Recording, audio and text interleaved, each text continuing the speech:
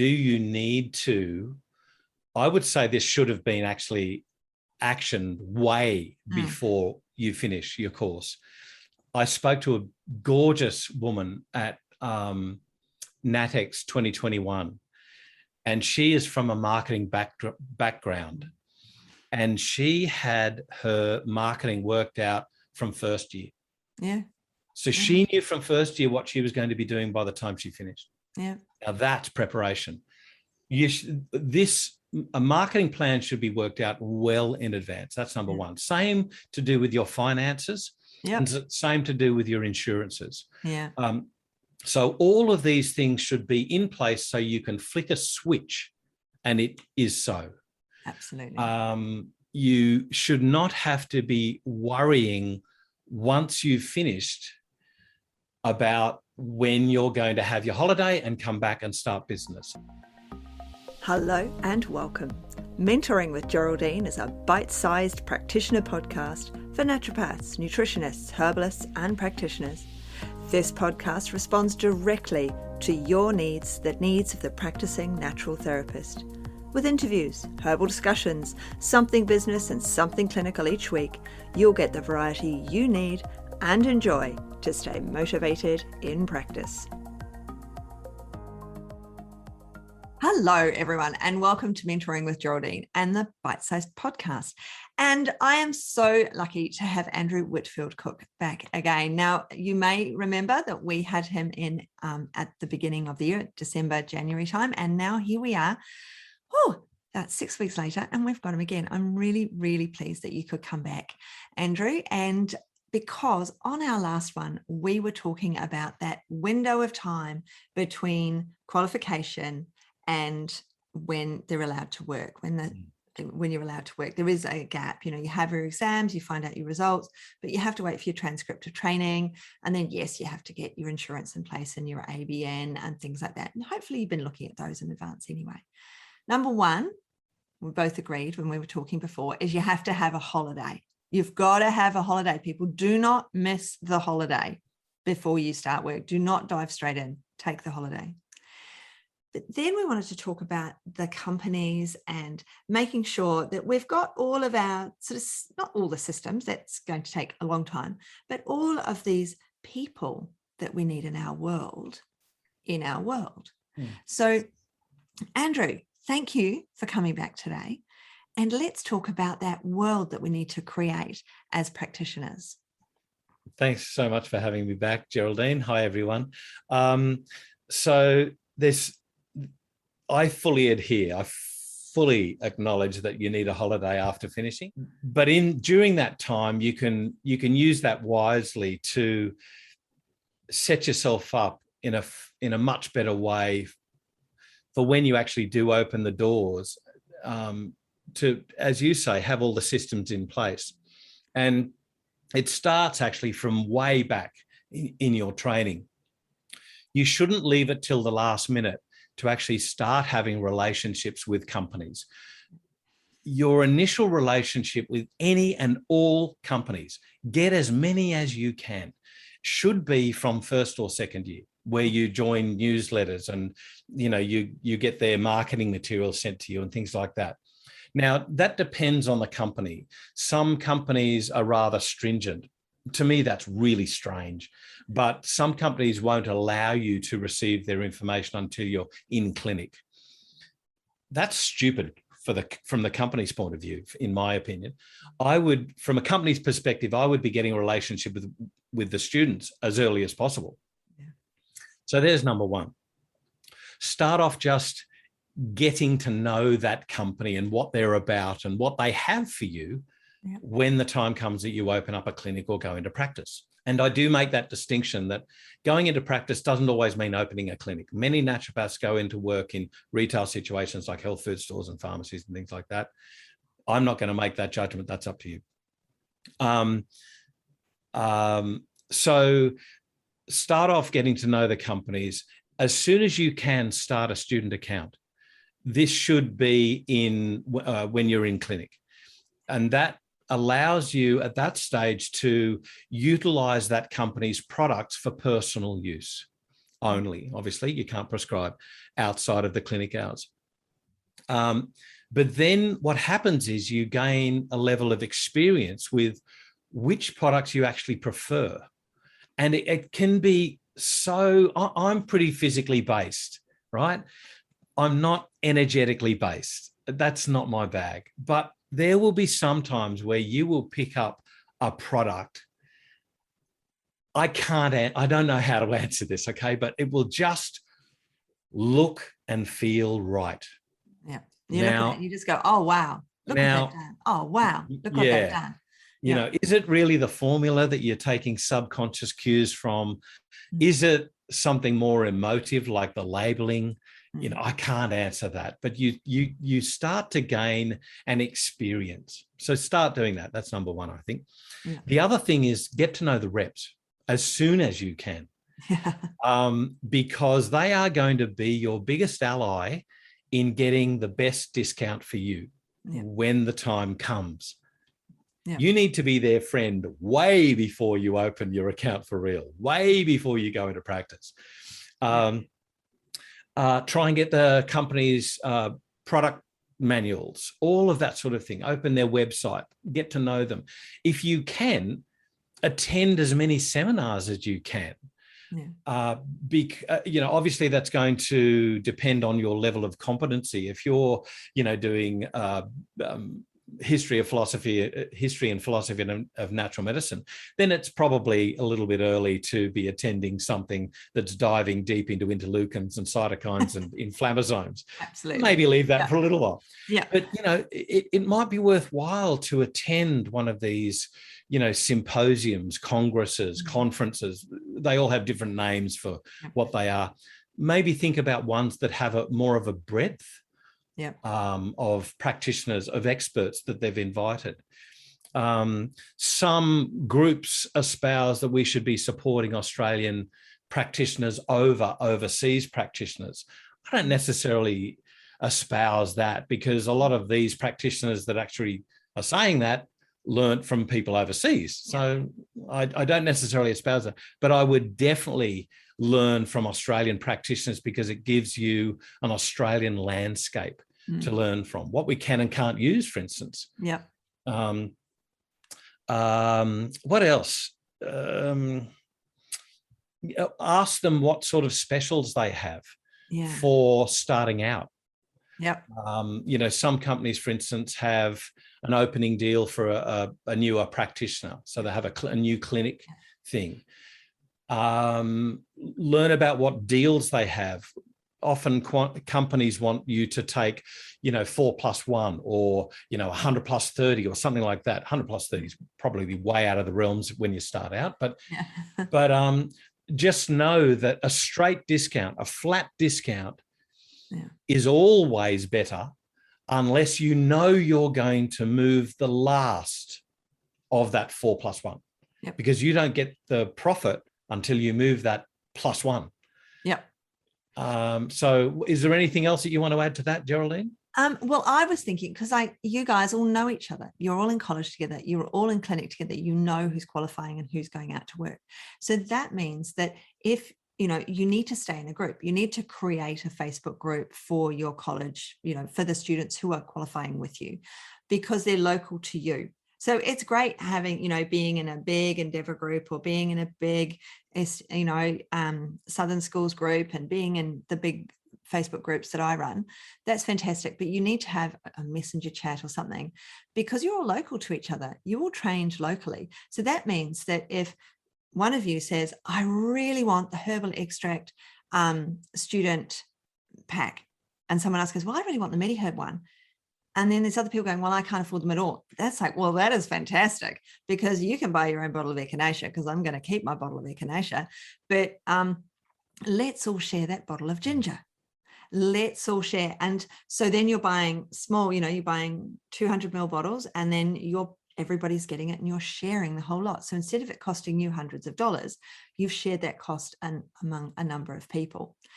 And the only time I ever buy the 5+3 or 5+1 is when I know that I've got 5 other people or 3 other people, and that number shares across those people. So that means we all get the discount. It's exactly like saying you're going to get the 5% discount. If I've got 3 plus 2 or whatever it is, I've got 5 products, maybe I'll buy one more, we all get 2 each, we all get a discount across. We know we're going to move those 2 products. Yeah. So, the NHAA chapter in Adelaide has a Facebook group. So people, periodically put on there, I'm buying alcohol, because of course the alcohol comes in these huge barrels. So, you can't get through a huge barrel in a lifetime. So I've bought a huge barrel in the past. Oh, by the way, you buy that from Tarek of Tanunda. I'll put that in the show notes.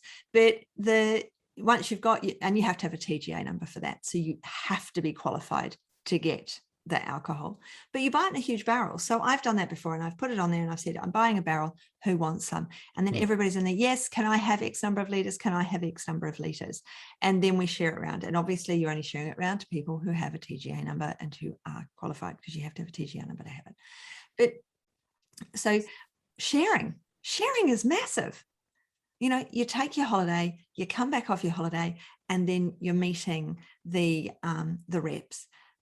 Get the group together. If you're the leader of that group, like I was, so I would, so the reps would contact me and say, Geraldine, because I wasn't necessarily a big spender right back at the beginning. And they'd be like, Geraldine, about time I saw you. And I'll be like, oh, okay, then I'll get together this person, this person, this person, this person. There'll be 5 of us. We'll meet you in that cafe.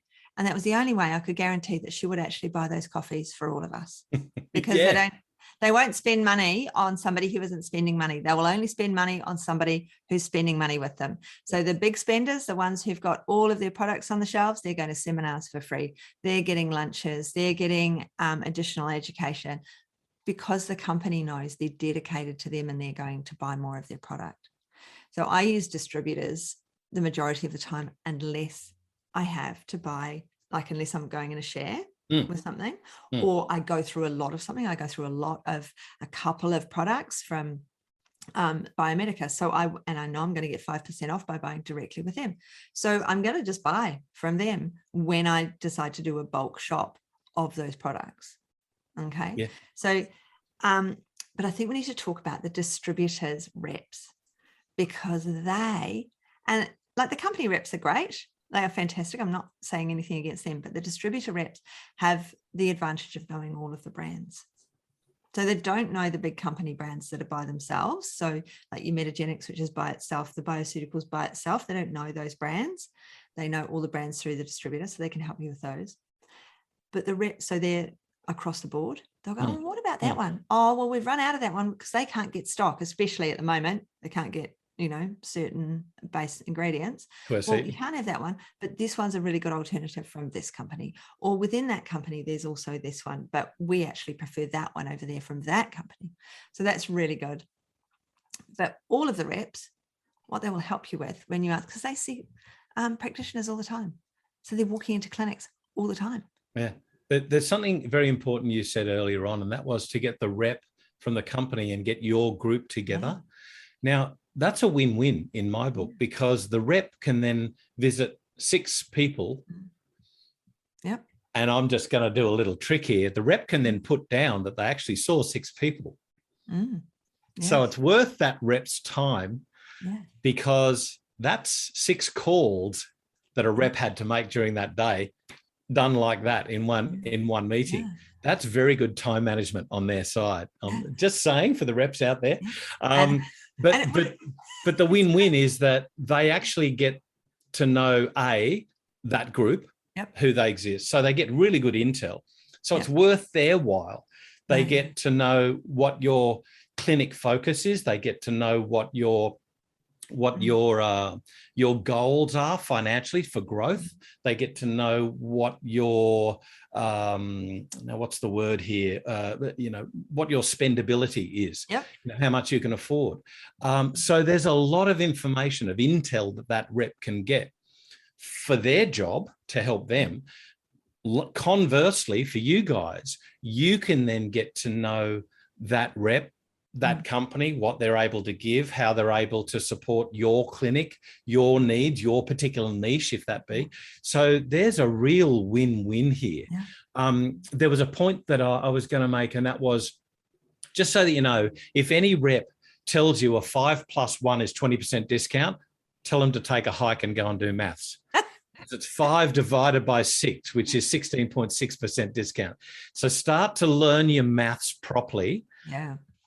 Well ahead of time on what does a discount actually mean. Yeah. And just as I said, as I said previously, just know that you don't get to see that discount until you've sold that bonus stock.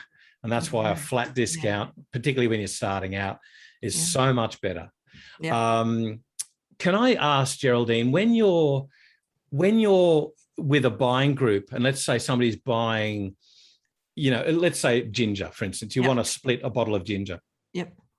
And so in that costing out of ginger, you don't just have to include the cost of the original bottle of ginger, but you've got to include, let's say there's a group of 5, one person will keep the original bottle. That means 4 people have got to buy bottles to house that. So the costing should actually include the cost of those other bottles as well. And then you divide it up into the group. Yeah. And it's not just bottles, it's bottles and caps. Don't forget caps. But caps are for free, right? No, caps don't come with them. What? Yeah. So you have to buy your bottles and your caps separately. They used to come with them, but it depends on the company you're purchasing from, because I've received bottles in the past without caps, and then I've had to phone them and they said, oh, you didn't put them on the purchase. So now you've got to buy the caps. So you're sitting there with bottles you can't use because you haven't got the caps. Drives you insane. So just be careful when you do. So the way, so the way I do it with my mates is people will rock up with their bottles and I will fill their bottles. So I'm not having to bill them for the bottle. But if it's coming from my stock, I will bill them for the bottle. Or we will do a bottle swap, and that it's already ready, prepared, it's done, it's labeled for them. Because remember, when you're giving it to somebody else, you need to say which company it's from, the use by date, the strength, all of the things, the Latin name, the batch number, all of those things have to be on it. And then you're able to bill your colleague because with the wholesale, and you're able to sell that because it's not mixed, remember? So you're able to sell that as long as you have all of that information on the bottle, where it came from. And what I also do is I take a copy of the original invoice. I write, because it's got my name on it. So you can't put that through your tax because it's got my name on it. The bill that I give you with the GST and everything else on it is your bill you put through. But by giving them a copy of it, they know the purchase date and the company and who it's from because it says it all on there. So they have that as part of the paper trail for the person who's purchased an already pre-purchased product off me. So, we just need the paper trail going on. So, and they don't have to give that to anyone, but it's good to have that document to say it was delivered on this date by this company, etc.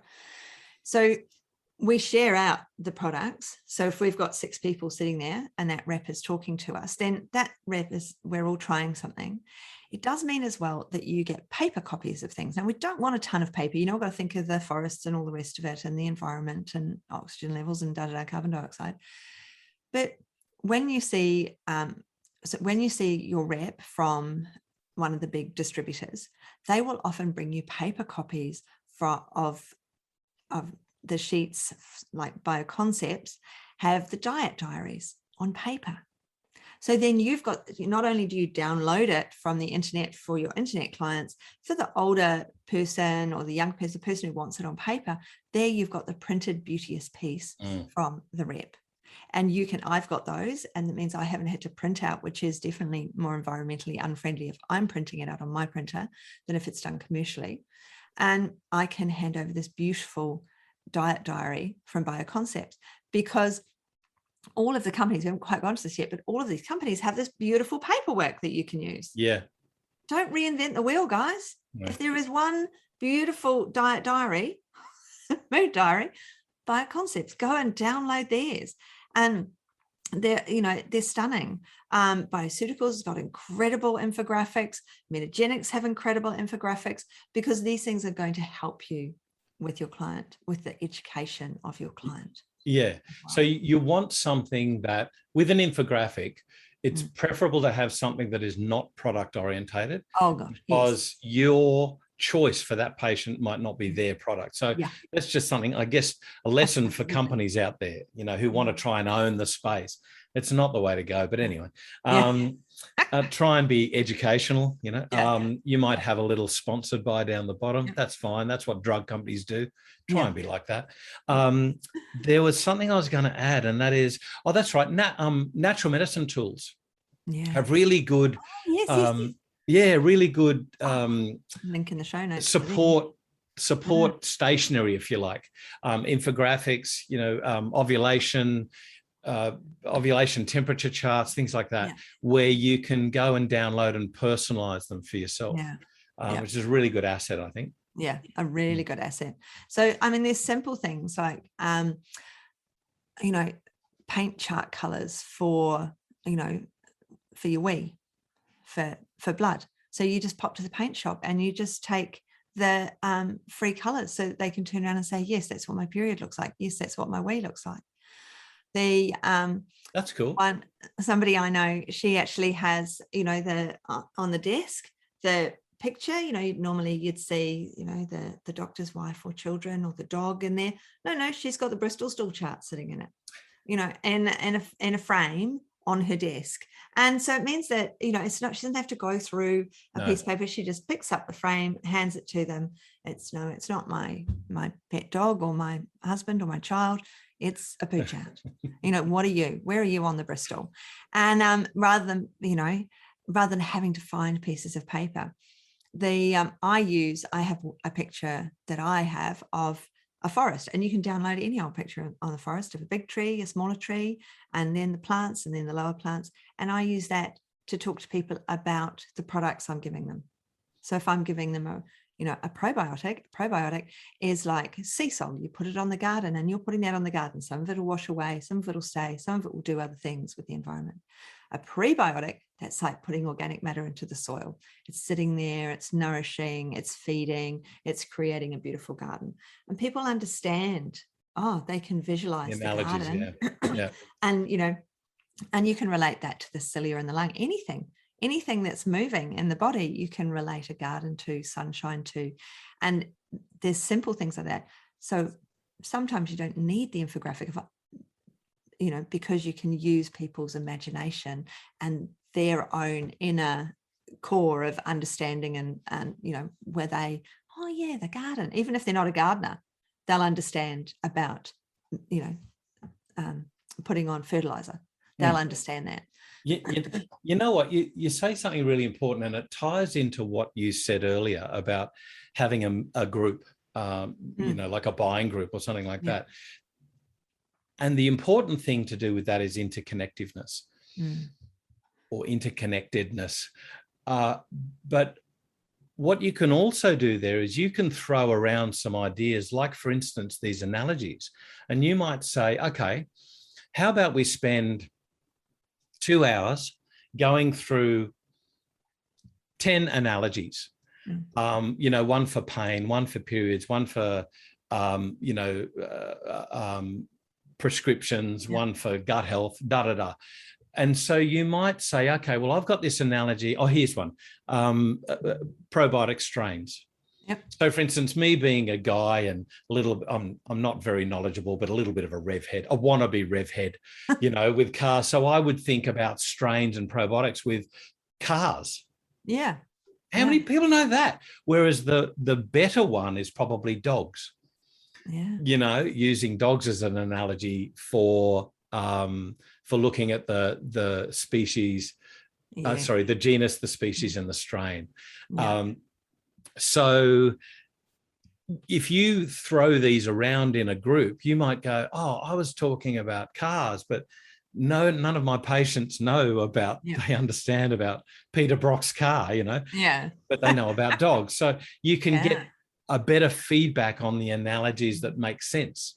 So you can use that. It's basically a mentorship, isn't it? A mini mentorship where you can actually help each other and then write those down and learn them for when you want to talk about these various analogies. Have your analogy already pre-programmed. Absolutely. There was something else you said, and I was going to hone in on it, and it was, forgive me, it was to do with the practicalities of when you're when you're in your clinic, so I'm going to assume that you're going to have a clinic here. Yeah. Okay. Okay. Yeah. But when you have a clinic, is your clinic open? Is it welcoming? What things do your patients see that speak volumes about you? Is the floor clean? Is there plants? Is there a nice music? Is there too much perfume? Some people like to have an aromatherapy burner, but what if you've got asthmatic patients? Yeah. So how do your patients view you from what they first see when you walk in the door? Are the windows smudged? Is there too many posters on them? Or is it just one nice, clean expanse? Conversely, does it look sterile and unwelcoming in that respect? How do you position your chair behind your desk? Is the patient sitting across from you, so there's a barrier of the desk? Or is the patient sitting at the end of your desk, so you're actually sort of diagonal to them? And so it's a much more welcoming, open interview process, if you like. So all of this psychology that you've got to think of, how is the physical attributes of your clinic, of your space, going to affect your interaction with your patient, the psychology of that interaction?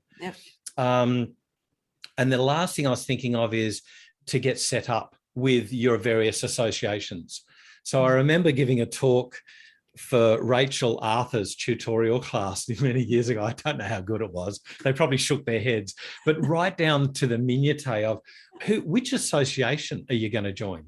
Yeah. Is it going to be the big ones? We all like NHAA, ATMS, things like that, ANTA. But what about the peak bodies for registration, like Arona? Are you going to join Arona as well as these other ones? And I went through a few of them and I said, look, it's kind of like searching for a private health fund. Don't negate. There are these. I remember there was one up in Queensland. I don't know if they're still operating, but it had the unfortunate acronym of ICANT. It was the International Christian Association of Natural Therapists. Right. Probably not the best acronym. I can't. Okay. But I'm looking at one right here, the Order of Bards, Ovates and Druids in Australia. Hey, it's not for me to say which one you want to join. So figure out which association you want to join and think about what that association has for educational offerings, because these are non-commercial events. Given by people in practice to people in practice. So do have a serious thought about what those offerings are. That is probably a very key point to bring you above the commercial offerings. And I'm not saying the commercial offerings aren't of value. They have very valuable lessons, but they are always to do with a product. Always. So just know that.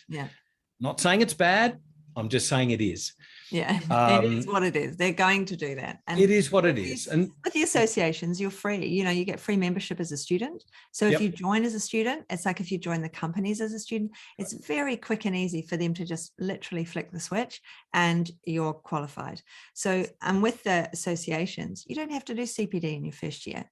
So, it's free to join them, and you've actually got time, because I think the big ones anyway, NHAA and ATMS and I think CMA, your first year, you're free. So you can actually decide while you're in them, in that free year, does this association work for me ethically? Does this association support me in what I'm doing? Is there enough education there? If I ring them, is there someone there to answer the phone? Is it that they're going to be able to support me in my practice? And then you can make your decision. Do they align with my ideals and my thoughts? Is this where I want to be? That's right. And I sort of talk about those three mostly, because I think they cover the nutrition side, they cover the people who want to be registered in them, and then the only group that don't want to be registered. And it means that there's a nice choice for them. They all provide education, and good education, those three. And it's independent. Like the NHAA, big symposiums, big international conference is amazing. ATMS, lots of smaller things, really helpful. tends to be more Sydney based, they're in-person things, but that might be more to do with, COVID than anything else right now. But, what is it that you want to be in? And I'm clear. Okay. I'm in HAA and I'm ATMS. So those are the two that I belong to. So I'll just be clear about that. I've got my foot in both camps. But they are your supporters as well. And if you've done these things before we get to this very end, if you've joined the associations, you've joined up with the companies, and, in clinic is the time to do it if you haven't done it already, then when it comes to this time between qualification, you get your certificate, and you're literally ready to go to tell everybody and all of the companies, here I am, this is me, and I'm about to start work. There are a couple of other things of a practical nature and that are going through my head. And one is, of course, business and marketing things. So, do you need to, I would say this should have been actually actioned way before you finish your course. I spoke to a gorgeous woman at NATEX 2021, and she is from a marketing background. And she had her marketing worked out from first year. Yeah. So she knew from first year what she was going to be doing by the time she finished. Yeah. Now that's preparation. A marketing plan should be worked out well in advance. That's number one. Same to do with your finances. And same to do with your insurances. Yeah. So all of these things should be in place so you can flick a switch and it is so. Absolutely. You should not have to be worrying once you've finished about when you're going to have your holiday and come back and start business. And that will leave you that space of having a break to just be, to just revel in finishing a course, which has been quite taxing. You've learned quite a lot. You're now entering quite a scary phase for a lot of people, let's face it. But you are the most prepared that you will ever be. And you're certainly not going to be running around being stressed during that period, that should be actually a period of celebration. Yeah, I think that's something that we all need to learn. Absolutely. And I think we'll leave it there today. Thank you so much. It's a beautiful note to end it on, is to make sure that you're relaxed and ready to go. And then, of course, there is the Graduate Mastery Program. There's all sorts of things that you can be doing after. So chill and take the rest. One more point. Thing. I know. I'm sorry, Geraldine. It was one more really important point, and that is figure out, because naturopaths don't get a probate year or an internship. Yeah. So think about if you require a mentorship. Yeah. If that's going to be your real thing to see you from going from a novice to an expert in your practice. There you go. Yeah. Absolutely. Totally agree. No, I totally agree. It's why the Graduate Mastery Program was invented, because there isn't that year. Yeah. So, but thank you so much for coming back again, Andrew. It's absolutely brilliant having you, as always. And we need to plan this again for later in the year, because it's so much fun catching up with you. Love to join you again. Thank you very much. My pleasure. My absolute pleasure, Geraldine. Good luck, everyone, in your business. Thrive and don't just survive. You deserve to be abundant. Let go of those shackles of that poor mentality. There is so much wealth out there for those people that do it right. Just get prepared and you'll be on your way. Absolutely. Totally agree. Thank you, Andrew, and thank you all for listening. Thanks so much for joining me today. Don't forget to rate, review, and subscribe to the podcast for the weekly episodes. If you'd like even more support and learning, then the Academy is for you. Here you'll find part 2 of the herbal discussions, more clinical learning, and case studies to support your clients in practice. Bye for now.